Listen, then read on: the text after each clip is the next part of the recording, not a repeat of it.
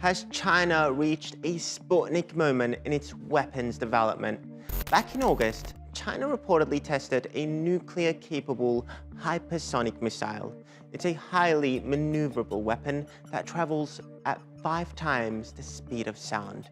And this advanced capability by China caught US intelligence by surprise. It's a new breed of super-fast missiles designed to evade American nuclear defenses that has the Pentagon deeply concerned. What we saw was a very significant event of a test. The US top general Mark Milley has described China's recent hypersonic missile test as very close to a Sputnik moment. According to the Financial Times, US officials were left speechless at how far China had come. Beijing has denied it tested a hypersonic missile, saying it was a routine space launch. But that's done little to quell concerns. Maria, bullseye, and we should be more than concerned about the recent development in China with their demonstration of the ability to put a hypersonic glide missile, potentially with a nuclear warhead. It's clearly a game changer. It's worse than a Sputnik moment. I would tell you, though, Joe, we are behind. We are behind the Chinese. We are behind the Russians. And I think this is a great first step. But there's a lot more work to do on hypersonics, both on the offensive side, but more importantly, on the defensive side. The term Sputnik moment refers to the US being caught off guard by the launch of a Soviet satellite in 1953.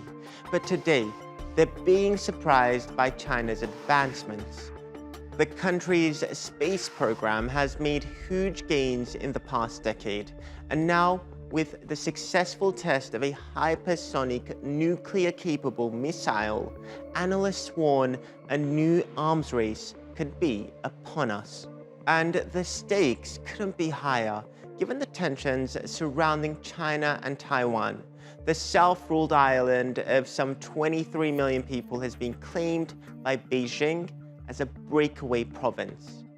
In 1949, as China's communists were on the brink of victory in the Civil War, the country's then nationalist government fled to the island of Taiwan.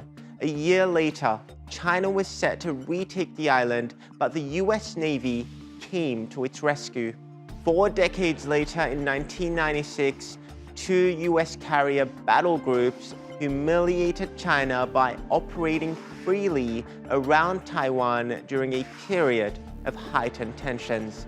Since then, Beijing has never renounced the use of force to unify Taiwan with the mainland.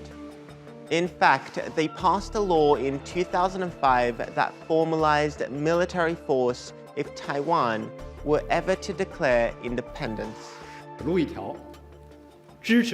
No country and no one should underestimate the resolve, the will, and the ability of the Chinese people to defend their national sovereignty and territorial integrity.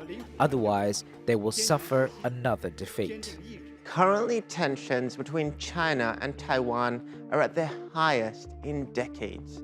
Beijing has routinely sent dozens of aircraft into Taiwanese airspace, and recently it was revealed that US troops have been deployed on the island to train Taiwanese troops. How many US service members are deployed in Taiwan right now? Not as many as people thought. Defense Department records show the number of US troops in Taiwan increased from 10 in 2018 to 32 earlier this year. What's different now is that US statements about Taiwan are changing. In 1979, the US Congress passed the Taiwan Relations Act. It states that Washington will support Taiwan's defense against an invasion, but it never guaranteed direct US military intervention.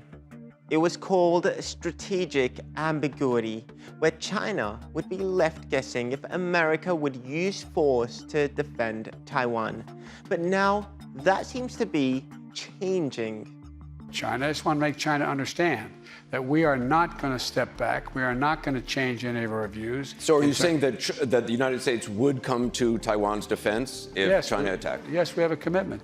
In a recent interview, US President Biden described the situation as similar to America's pledge to protect NATO allies in case of an attack.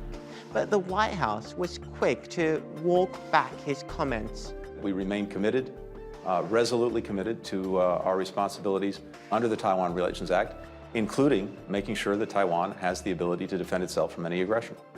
Experts argue that the position of not stating what the US would do is outdated, given China's growing military capabilities. US military commanders have said as recently as this spring, China could decide to attack and forcibly reunify with Taiwan within 5 to 6 years.